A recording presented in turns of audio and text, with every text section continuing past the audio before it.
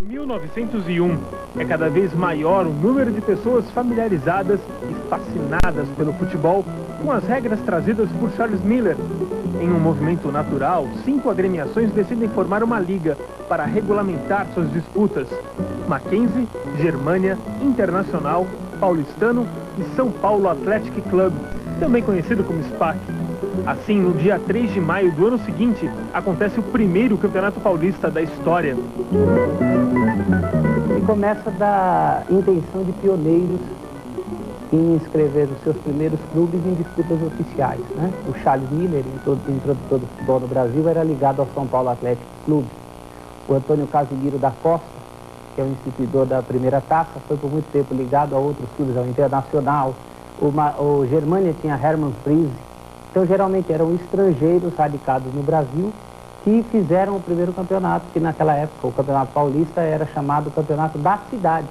Não tinha tanto esse conceito estadual dos dias de hoje. O match inaugural foi realizado no Parque da Antártica. É mais ou menos onde fica hoje o Palmeiras. A área pertencia à fábrica de cervejas. Neste campo, o Mackenzie venceu o Germânia por 2-1. Mas o campeão daquele ano foi o São Paulo Athletic Club, de Charles Miller, ganhador também dos títulos de 1903 e 1904. A cobiçada taça, a primeira do Paulistão, levava o nome de Antônio Casimiro da Costa, presidente da Liga. Ele foi também o árbitro do primeiro jogo. A paixão pelo novo esporte se consolidava aos poucos entre os torcedores. O futebol ia se transformando em um evento social, que exigia trajes refinados. As crônicas esportivas dos jornais deixavam muito claro que a elite estava lá presente. Tanto que os jornais sempre destacavam a forte presença do belo sexo. Dava-se a entender que os estádios primeiros eram divididos em duas partes. A arquibancada, que era a parte elitizada, e uma geral, que era menos elitizada. E de tempos em tempos, sem citar classe social, sem fazer referências socioeconômicas, os cronistas dos jornais diziam: olha, o público não se comportou bem. O público não se comportou bem, vaiou, alguns até exageraram, xingaram os adversários, isso foi muito desagradável. A televisão hoje faz o foco dele. Esse cara existe desde 1902, que tá lá o cara torcendo, vibrando. Tem um cronista que espertamente descobriu logo no início esse torcedor. Então, numa crônica, ele conta exatamente um torcedor do Paulistano. Ele diz que assim que o Paulistano era atacado, ele se retraía e ficava desesperado. No momento que o time atacava, ele começava a ficar mais tranquilo, e que ele tinha trejeitos, era o piscinês dele, que ele mexia, ficava desesperado. E o grito que ele dava no momento do gol, o grito que ele dava quando o adversário tentava fazer o gol, e isso é do início do século. Enquanto os torcedores se empolgavam com o futebol, os clubes fundadores se decepcionavam com ele, fato que levou à criação de uma segunda liga. O campeonato segue unificado até 1911. A partir de 12 e até 16 existe a cisão por causa da entrada de clubes populares no campeonato. No caso eram o Corinthians e o Ipiranga. Então os clubes mais tradicionais, o Paulistano, na época o próprio Mackenzie, eles não admitiam que seus rapazes se misturassem com o pessoal que começava a disputar o futebol. Então fizeram a cisão. A partir de 17 o campeonato volta a ser unificado para rachar de novo em 35. Aí por um outro motivo. Na verdade você tinha os profissionalistas e os amadoristas, que ainda pretendiam manter o futebol amador até o fim. É por isso que em 35 você tem campeões, o Santos e a Portuguesa, e em 36 a Portuguesa e o Palestra Itália, por ligas diferentes. Como o SPAC é, por lei ou por estatuto, um time eminentemente amador, não pode jogar por dinheiro de aposta nenhuma, então o Miller e os amigos dele já começaram a perceber que a liga já estava saindo das origens de 1902, e 3 e 4, de que ser todos amadores. Mas antes de os amadores abandonarem de vez o campeonato no início dos anos 30, um clube ficou eternizado como um dos grandes do futebol do estado. Trata-se do paulistano, 11 vezes campeão e que coleciona também um tetracampeonato, feito inédito na história do torneio. A retirada da elite abriu caminho para agremiações mais populares, formadas na várzea e nas fábricas. A partir da organização de clubes que não eram ligados às famílias tradicionais, você começa a ter clubes como o Corinthians, o Palmeiras, que então era Palestra, ligado às colônias, e muitos clubes que foram organizados pelas fábricas da época. Então, o Juventus é um tipo, é um clube que até hoje se mantém, mas ele nasce da tradição dos operários. O Bangu, no Rio de Janeiro, era o exemplo mais típico de todos. Por quê? O que começam a ver os industriais? É que se eles tivessem um time, eles davam uma razão a mais para o operário gostar daquela fábrica onde ele trabalhava. Em 1935, os atuais 5 grandes clubes do estado de São Paulo já disputavam o campeonato. Desde então, eles dominam a competição, a ponto de somente 2 times do interior terem vencido o certame. O primeiro foi a Inter de Limeira, quando bateu o desesperado Palmeiras em 86. Denis, Tato, limpou, bateu, é o segundo da Inter! 4 anos depois, numa final apelidada de Caipira, o Bragantino levou a melhor em cima do Novo Horizontino.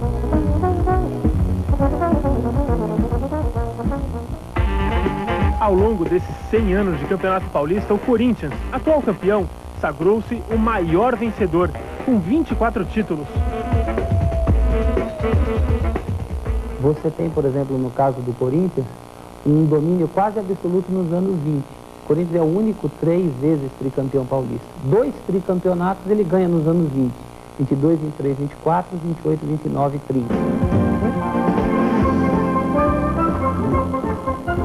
Dentre as outras conquistas mais expressivas está a de 1954, em comemoração ao 4º centenário da cidade de São Paulo.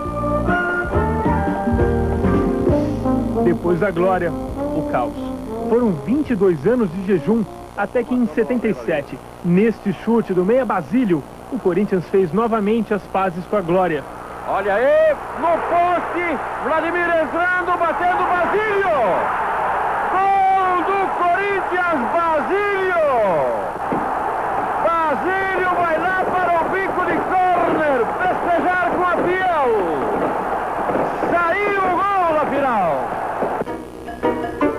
Os maiores triunfos santistas se deram na era Pelé.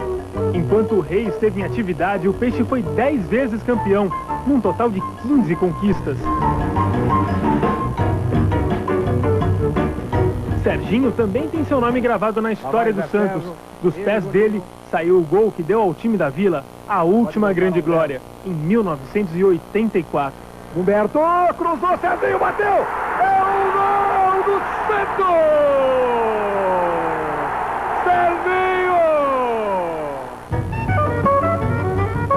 Aconteceu de tudo nos 100 anos de Campeonato Paulista. Em uma das decisões mais polêmicas da história, em 73, Santos e Portuguesa tiveram de dividir o título, porque o árbitro Armando Marques se confundiu na contagem dos pênaltis. O Palmeiras, que quando era Palestra Itália, conquistou em 33 o primeiro título da era profissional, também escreveu uma bela página na história do futebol paulista. O Palestra Itália, depois Palmeiras, tem períodos muito importantes. Nos anos 30, ele ganha o único tricampeonato da história dele, em 32, 33 e 34. Nos anos 60, surge a academia, aquela primeira academia de Valdir Djalma Santos, Djalma Dias, Minuca Ferrari, que ganhou em 63 e 66. O único time a fazer frente aos Santos de Pelé. E agora, mais recentemente, a era Parmalat, que deu fim àquele jejum de quase 17 anos sem título e iniciou uma nova fase. Uma nova fase que não poderia ter um melhor começo. O Verdão arquivou a fila de 16 anos sem títulos ao bater na final do Paulistão 93, seu maior rival.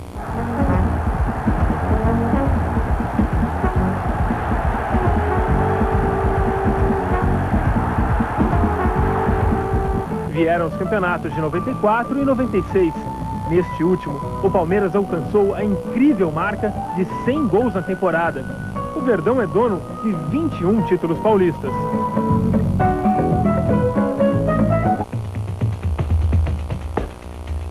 No caso do São Paulo Futebol Clube, foi o clube que mais bem se aproveitou do Pacaembu. O Pacaembu surge em 40, o São Paulo traz o Leônidas da Silva e ganha para si uma torcida que vinha viúva do Paulistano. O São Paulo ganha seu primeiro título da nova fase só em 43. E nos anos 40, o São Paulo só perde os títulos de 41 para o Corinthians, 44 para o Palestra e 47 também para o Palestra. O resto, o São Paulo ganhou tudo. Era uma equipe chamada Rolo Compressor, que não perdia para ninguém. Na década de 80, os menudos do técnico Cilinho formaram um outro esquadrão que também arrancava suspiros até dos torcedores adversários. 5 títulos paulistas consagram o tricolor como o maior campeão da década. Termina o jogo do Morumbi. O São Paulo é campeão paulista de 1987. Mas não para por aí a grande safra de super equipes formadas no Morumbi. Nas mãos de Tele Santana, o São Paulo ganhou fama e foi exaltado como um dos melhores times do mundo, já que depois do bicampeonato de 91-92, ganhou 2 Libertadores e 2 campeonatos mundiais. Ao longo da história, o São Paulo foi 19 vezes campeão paulista. Além de boas histórias, o Paulistão tem algumas curiosidades. Por exemplo, foi a partir de 48 que as camisas dos jogadores começaram a ser numeradas. Até novembro de 1941, o tempo das partidas era a responsabilidade de cronometristas, que às vezes cometiam erros. Só a partir de 42 é que os árbitros passaram a marcar o tempo de jogo. A maior goleada foi Paulistano 12, União da Lapa 0, em 1920. A maior invencibilidade é a do São Paulo, 46 jogos sem perder entre 74 e 75. O jejum recorde no Campeonato Paulista foi do Corinthians, 22 anos na fila. O ataque recordista é do Santos, 155 gols em 41 jogos. Isso aconteceu em 1959. 100 anos depois do início do campeonato, mudou muito? Eu acho que mudou tudo. E não só em relação aos 100 anos, mudou em relação ao ano passado para cá. Infelizmente, eu acho que o campeonato perdeu importância, não se dá o devido peso que o interior de São Paulo mereceria. E os fãs, as viúvas do Paulistão como eu, esperam que um dia as coisas voltem a ser como eram antes.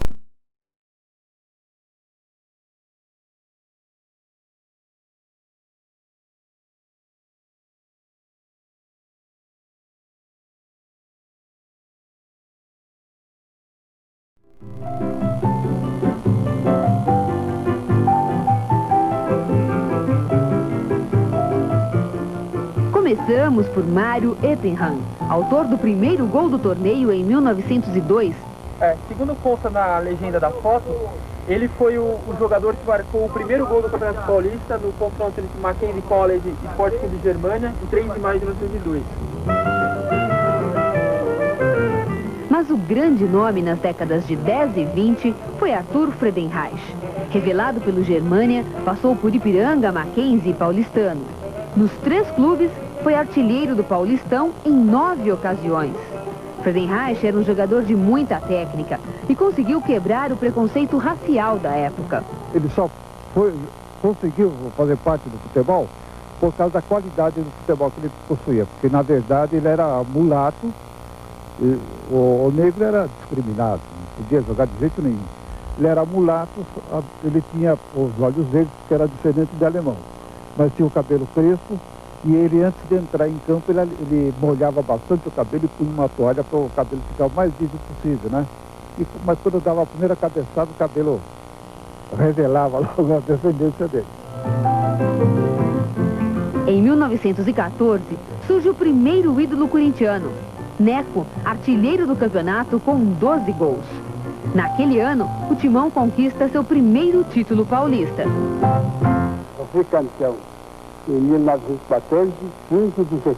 Tri. 22, 23, 24, Tri. 28, 29 e 30. Tri. 3 vezes tricampeão. Ainda na década de 20, surge um exímio cabeceador. Feitiço, 6 vezes artilheiro do Paulista. 2 delas pelo Santos, no inesquecível time de 27, que revelou o chamado ataque dos 100 gols. Araquém Patusca também foi um dos responsáveis pelo primeiro título paulista do time do Santos, em 1935. O ataque jogava sempre o mesmo. Treinava às quintas-feiras e jogava aos domingos. Então havia uma compreensão entre os homens que a gente não havia necessidade de procurar quase o companheiro, porque nós sabíamos onde o companheiro estava. Em meados da década de 30, Teleco se firma como o maior ídolo corintiano da época. 5 vezes artilheiro do campeonato, feito jamais alcançado por um jogador alvinegro até hoje. Alto, técnico e habilidoso. Servílio do Corinthians foi artilheiro em 45, 46 e 47. Era chamado de bailarino, por seu estilo cheio de ginga e movimentos elegantes. O Corinthians continuava revelando seus talentos. Em 1952, o grande nome é Baltazar, cabecinha de ouro. Artilheiro do Paulista com 27 gols, também fez parte do time alvinegro e conquistou o título de 54, o último antes do longo jejum de 22 anos que viria. Em 1955, o Santos monta um time campeão e quebra o jejum de títulos de 20 anos do clube. Manga, Formiga, Urubatão, Pepe e Del Vecchio são alguns craques da equipe. Nesse ano, Del Vecchio é artilheiro do Paulista com 23 gols. O bicampeonato de 55-56 é apenas o início de uma era mágica vivida pelo time e por um jogador em especial, Pelé. Nesse período, o rei do futebol bateu recordes até hoje insuperáveis. 11 vezes artilheiro do Paulista, sendo 9 delas consecutivas. E também o maior goleador em uma só partida, com 8 gols. Em 1958, Pelé foi artilheiro do Paulistão com uma incrível marca de 58 gols. As equipes do Santos nas décadas de 50 e 60 produziram grandes jogadores. O ponta esquerda Pepe é até hoje um recordista em conquistas de campeonatos paulistas, 11 títulos. Já o técnico Lula, comandando o Santos entre 55 e 65, é o grande vencedor entre os treinadores, 8 vezes campeão. Toninho Guerreiro foi o único jogador a sagrar-se pentacampeão paulista. 67, 68 e 69 pelo Santos. 70 e 71 pelo São Paulo. Depois de Toninho Guerreiro, apareceu o Serginho Chulapa. Ele foi artilheiro em 75 e 77 pelo Tricolor. E em 83 e 84 jogando pelo Santos. Até hoje, é o maior artilheiro da história do São Paulo, com 242 gols. Sócrates despontou em 1976, quando foi artilheiro do Paulistão com 15 gols, defendendo o Botafogo de Ribeirão Preto. 2 anos depois estava no Corinthians, onde conquistou 3 títulos paulistas. Na década de 80, 4 goleadores deixam sua marca. Jorge Mendonça, com surpreendentes 38 gols pelo Guarani de Campinas. Casagrande, 28 gols pelo Corinthians. Careca, conseguindo seu primeiro título paulista pelo São Paulo, com 23 gols. E Quita, que ajuda a Inter de Limeira a conquistar seu único título paulista, marcando 23 vezes.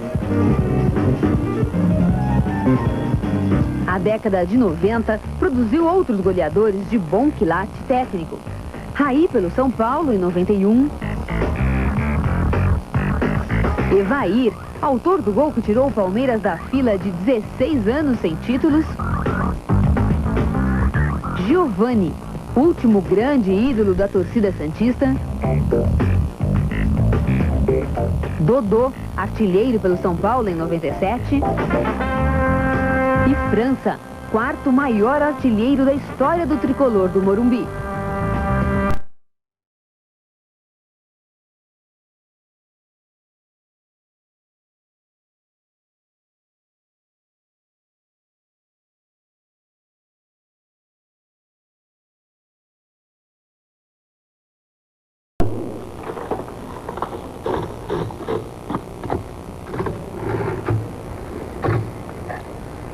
Futebol.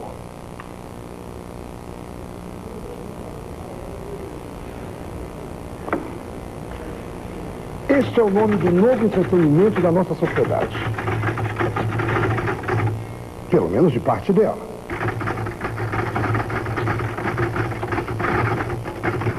Este esporte não diminuirá o prazer de passear pela Praça da Luz, nem vai tirar o brilho de assistir a festas musicais. É uma novidade boa, como tantas outras que estão surgindo. Foi respirando esse ar que acompanhei a primeira partida oficial de futebol no Brasil, pelo Campeonato Paulista. É bem verdade que neste começo do século XX, nossa imprensa não dá muita importância a essa modalidade esportiva. É de praxe nas redações o mesmo jornalista cobrir política, escrever sobre futebol e até diagramar a nota esportiva junto a de falecimento. Se você pegar as páginas de época, eram muito poucas as notícias, as notas, né? Porque não existia um segmento, uma especialização do profissional da época. Eram pessoas que colaboravam por amor ao clube ou ao time. Inclusive é muito interessante. Tinha outra figura central no clube, que era o secretário do clube. O secretário do clube é aquele que passava em cada redação de jornal e colocava lá a notícia de que o paulistano vai treinar na sua sede esportiva, quarta-feira, às 3 horas da tarde. Que o clube vai para uma excursão em Campinas para todo mundo se encontrar na Estação da Luz, domingo, às 7 horas da manhã. Isso aí no jornal, isso aí a noticiazinha no jornal, né? Aí depois, mais pra frente, a coisa foi evoluindo, o repórter passou a não ser mais colaborador do clube. Isso quando? Isso a partir dos anos 20. Nos anos 20 já começa a ter o profissional especializado. Ele passa a receber para trabalhar naquela função, ele passa a entender uma linguagem mais específica do futebol. A relação da imprensa com os dirigentes era muito boa, com os jogadores era de respeito, eles admiravam os cronistas, jornalistas. Com o público era boa, mas no interior era confusa, porque o que você falava parecia que ia decidir a partida, você marcava o pênalti, você anulava o gol, e muitas vezes havia a reação do torcedor contra o jornalista, e o jornalista tinha que se defender. Houve muita conversa e muita briga pelo interior afora. Isso em que década? A década de 40, mais em 50 e foi crescendo em 60. Imagina um futuro não muito longe daqui. Um aparelho capaz de contar em som o que se passa no match. O veículo mais forte que entrou na imprensa foi o rádio, a partir meados da década de 20. O Nicolau Tuma, né, a descrição que ele faz da primeira narração é algo assim, memorável, né? Ele teve a missão de, não tem exatamente a data, mas é início dos anos 30, com certeza, bem no comecinho. Ele teve a missão de narrar um jogo de futebol. Então ele criou um estilo, as pessoas tinham que imaginar um retângulo, ele falou isso na transmissão: olha, imagine, eu estou aqui com uma caixa de fósforo na minha frente, essa caixa de fósforo tem uma linha, né, em cada lateral, uma no fundo, nos dois fundos e nas duas laterais, e os jogadores estão ali dentro de campo jogando. Aí ele começou a descrever as jogadas, então ele era muito descritivo nas jogadas, não havia a emoção, não havia o entusiasmo que se criou, né, dentro das narrações esportivas do rádio. Mas quando eu irradiei futebol, era só eu. Quando eu fui na locutor esportivo da Bandeirantes, o primeiro, o meu comentarista era o Ari Silva, que era um belo jornalista, meu colega de turma na faculdade. Quando eu fui locutor esportivo na Cultura, meu comentarista era o Araquém Patusca, grande jogador. Se a imaginação é o gancho do parágrafo anterior, viajo e levo vocês, meus leitores, a sonhar comigo sobre o dia em que este esporte nobre e envolvente seja visto em seus lares. Por algum objeto que nos mostre imagem em movimento. Penso em algo como o cinema, essa máquina fabulosa inventada pelos irmãos Lumière há 6 anos, em 1896. Invenção que espantou a todos em sua primeira exibição. É realmente surpreendente conseguir registrar em movimento imagens que antes tínhamos em um só quadro, a fotografia. A TV entrou nos anos 50, a TV Tupi, né, de São Paulo, assisti Chateaubriand, montou a televisão aqui em São Paulo, e a televisão brasileira se fez se pontuou o crescimento dela muito em cima das transmissões esportivas. Por exemplo, o primeiro link que houve, né, na TV Tupi, TV Record, São Paulo, Rio, foi feito através do futebol, transmissões dos Jogos do Brasil, amistosos que o Brasil realizou no Maracanã. Há uma diferença entre o público apaixonado pela televisão e o público apaixonado pelo rádio. E eu acho que nada vai matar o rádio. O dinamismo do rádio nada é capaz de derrubar, porque o rádio é mais dinâmico, é mais jornalístico, é mais informativo e é muito mais emoção. Será apenas pelo relato deste texto que os leitores deste respeitado jornal saberão como e quem protagonizou o primeiro jogo oficial de futebol no Brasil. Centenas de pessoas chegavam em bondes elétricos, depois que os burricos foram aposentados no ano passado, em 1901. Cheguei ao estádio de carruagem. Como sempre, havia belas senhoritas recepcionando os torcedores, com seus vestidos no estilo inglês. Foi um verdadeiro acontecimento esportivo. Na mais completa acepção deste termo, às 3 da tarde de ontem, no Parque da Antártica Paulista, realizou-se com grande número de famílias o primeiro match organizado pela Liga Paulista de Futebol entre o Esporte Clube Germânia e a Associação Mackenzie College. No primeiro halftime, o senhor Mário Ettingham fez um gol para a Mackenzie. Poucos minutos antes do halftime, o senhor Kischer, center for do Germânia, conseguiu fazer um escape e daí marcar o primeiro gol do Esporte Clube Germânia. Após alguns minutos, foi pelo refir dado o sinal de halftime. No segundo meio tempo, os alemães melhor governaram seu jogo e alcançaram mais vivamente o gol adversário. Mas esta energia pouco tempo demorou. E devido a isto, o Mackenzie conseguiu marcar o seu segundo gol. Após este gol, foi pelo refir dado o sinal de terminado. Eu gostaria de estar lá, pegar um jogador desse para uma entrevista e perguntar o que ele sentiu, qual o prazer que ele sentiu daquela partida, né? Porque eles não sabiam o que era isso, né? Eles não tinham dimensão do que eles iam transformar essa brincadeira, né, que eles fizeram nessa época. Né? O gosto por esse jogo de bola tem algo de peculiar. Não consigo descrever com precisão o que é, porém, notei em seus praticantes e na expressão da plateia uma paixão. Uma paixão diferente da do remo e das cobiçadas corridas de cavalo. Como jornalista, sou testemunha ocular do meu tempo e arrisco a comentar: o futebol será glorioso no Brasil.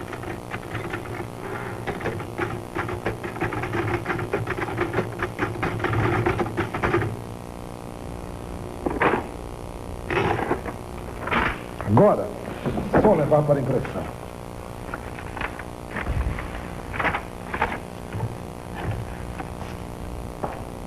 Foi no parque da empresa Antártica que Germânia e Mackenzie se enfrentaram na primeira partida oficial do país. Ainda não havia o Palestra Itália e o grande palco do futebol paulistano era o Velódromo, um estádio construído para corridas de bicicleta, um esporte muito mais popular naquele tempo. O Pacaembu só surgiu 40 anos depois.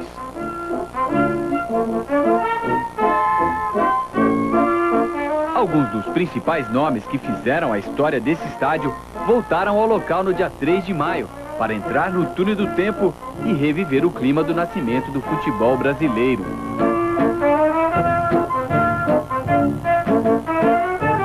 Eu estou me sentindo em 1930, cara. Deu uma volta no tempo, né? Realmente é uma coisa diferente. Você está vestindo um uniforme naquela época, de mais de 80 anos atrás, hoje está participando desse aniversário, vamos dizer assim, do primeiro jogo aqui no Brasil. Então acho que é uma coisa gratificante. Dá um close aí na figura. Volta no tempo, volta no tempo. Volta em 1970, não, mais para trás ainda. Bem mais, né? Bem mais, ó. Dá um close aí. E era assim o árbitro, Clodovão? Eu tô sendo produzido como se fosse assim. Quero acreditar que a rapaziada na época pitava, né, com esse estilo, é mole? que na época quem apitava os jogos, né? Como não tinha árbitros ainda, era um ex-jogador, um jogador mesmo da época que apitava a partida. Então por isso eu fui escalado para apitar esse grande encontro aqui hoje no Pacaembu. O juiz primeiro, ele é sócio de um dos clubes. E ele é jogador, Então hoje o jogador que está lá no time do Paulistano jogando com o Germânia é o mesmo que no domingo seguinte vai apitar o jogo do Internacional contra o São Paulo Atlético Clube. Então, o jogador do clube. Cada clube designava o seu juiz. Quando a torcida não gostava do jogo, vaiava, os jogadores ficavam irados, a imprensa criticava muito, porque a torcida, os jogadores alegavam que eram amadores, a torcida queria espetáculo, os aplausos estavam liberados, mas a vaia era algo complicado. Naquela época não podia xingar, não podia vaiar no campo, né? Devia ser gostoso jogar assim, né? É, realmente, então é bom. Ninguém vai te vaiando, ninguém te xingando, então, pra mim particularmente, como eu gostava de arrumar uma confusão, pra mim vai ser diferente, cara.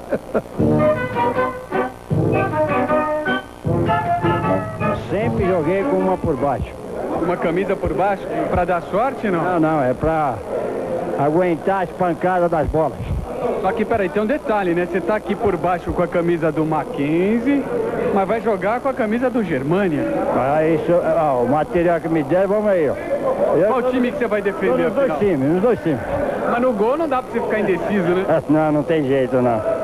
Então vamos lá fazer uma brincadeira aí, vamos reviver, vamos dizer assim, aqueles tempos áureos.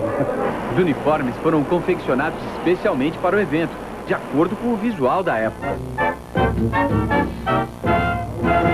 Mais ou menos 1894, 98, o Mackenzie começou a usar uniformes de botão, tecidos de linha, né, com gravata, cinto. Esse aqui foi o primeiro praticamente uniforme que o Brasil começou a adotar pelo Mackenzie, né? A camisa do Germânia manteve só as cores originais. As cores são as cores do Hamburgo, da Alemanha, porque o Hans Noblin, que é o fundador do clube, ele, quando veio da Alemanha, ele trouxe a bola, o estatuto e o uniforme com as cores do clube dele na Alemanha. Eu também já não sou muito garoto, né? Eu estou com 50 anos, mas não peguei essa fase das toquinhas e desse uniforme que nós estamos usando hoje aqui. Tá gostando? Tá confortável aí? Tá. Bem confortável, né? Vamos dar uma olhadinha aqui. Eu estou de óculos, não vou jogar de óculos. Mas... Tá elegante, né? Estou elegante, no estilo perfeito aqui. Vai jogar de botina? Hoje é de bota, tem que estar usando os antigos da fazenda. Lembrar da fazenda também. Além de Mackenzie de fazenda. Mas no começo do século era tudo chique, eles não jogavam assim também? Mas é nova moda minha, isso aí é meu, que eles vão montar de bota, hoje é de bota. A pesquisa que a gente faz era que é como se fosse uma bota mesmo, eles não tinham nenhum calçado específico para jogo de futebol, porque inclusive não existia essa pesquisa que existe hoje em dia, de qual o melhor calçado, o melhor uniforme e tudo mais. Era uma coisa muito nova, né? Não tinha nada ainda preparado para isso, então eles jogavam com essa bota. Você está a caráter, mas essa chuteira aí não é de época, né? Essa chuteira é nova, é atualizada. Naquela época era de pregada com sola de couro mesmo. Mas eu joguei com chuteira de trave e já joguei com chuteira de borracha também. Devia ser bem dura, né? Bem diferente de hoje, né? O material hoje é bem melhor. Mas nós estamos a caráter, até essa seleção está igualzinho que o Luiz Felipe falou mesmo. Amarrava cachorro com linguiça. Tá errado, chefe? Não, tá certo, pô. É isso. Você imaginava passar por isso hoje, Sérgio? Eu tô fazendo uma gravata. Nome de campo. O nó de campo que o futebol brasileiro teve. Pelo um dos maiores centroavantes que o futebol brasileiro já teve. Só que ele vai ser o árbitro, né? Eu acho que vocês estão muito próximos, estão muito íntimos hoje, hein? Vamos ver, dependendo do nó aí, se ele caprichar no nó, viu? Capricha rápido aí. E rápido, quer ver, ó? E rápido, ó. Acabou, peraí. Aqui por dentro, vai lá, vamos lá. Aqui, ó. Você vai rasgar a seda aí, hein? Seda 25 não existe. Há um relato interessante nesse sentido de um jogador do São Paulo Athletic Clube que chegou atrasado para o jogo. Então ele foi correndo ao estádio sem estar trocado, com o uniforme de jogo, pronto, sem estar rigor, como geralmente andava. E ele foi preso no meio do caminho, se atrasou para o jogo. Fantástico. E depois explicaram, o São Paulo Athletic ligou na delegacia, explicou a situação e ele foi liberado. Era um inglês, não falava português, o que complicava a situação. Será que vai ser o árbitro mesmo? Ele tá na gaveta.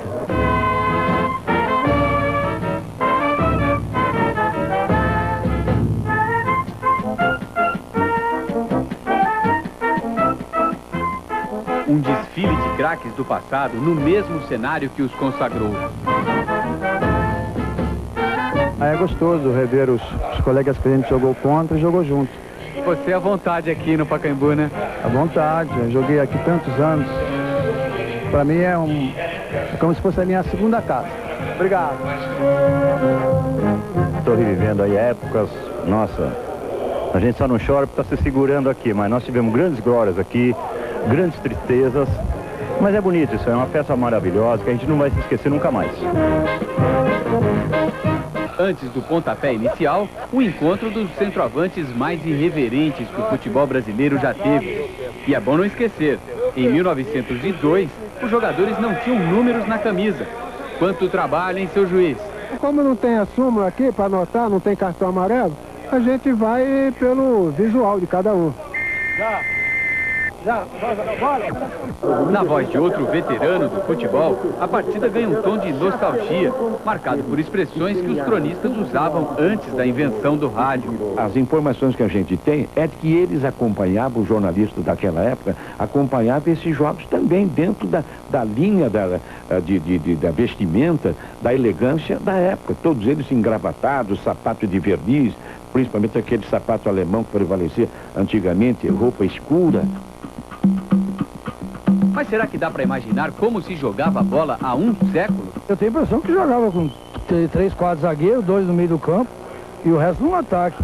Mas quem era atacante, quem era defesa, era defesa. Não tinha esse negócio do atacante sair de lá e vir marcar aqui, não. Pelo que disse, né? Eu também não cheguei a ver. Era futebol arte, né? E essa bola é pesada, muito diferente da sua época?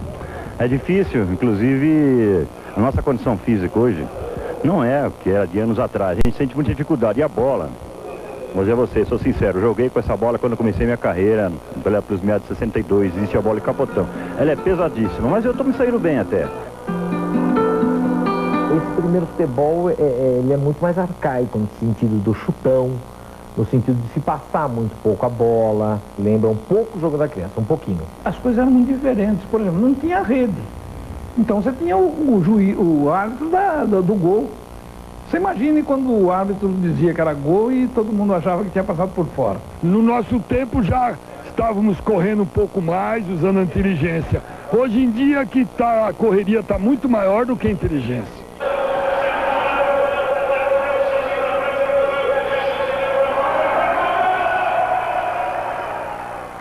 Aquele pique do gol não estava combinado, hein? Se você derruba os caras aí. Não, eu dormi cedo ontem, né, cara?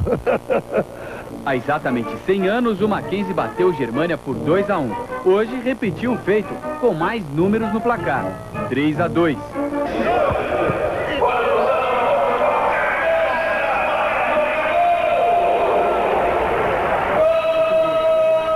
Parece que nem pesou o uniforme aí, o calçãozão? Não, tranquilo, bem grande. Mas eu jogava assim com short grande na época do Santos, era mais tranquilo, o pessoal na linha de terno, todo bonitinho, né? E nós estamos aqui também, todo bonitinho e tal, mas a gente faz gol.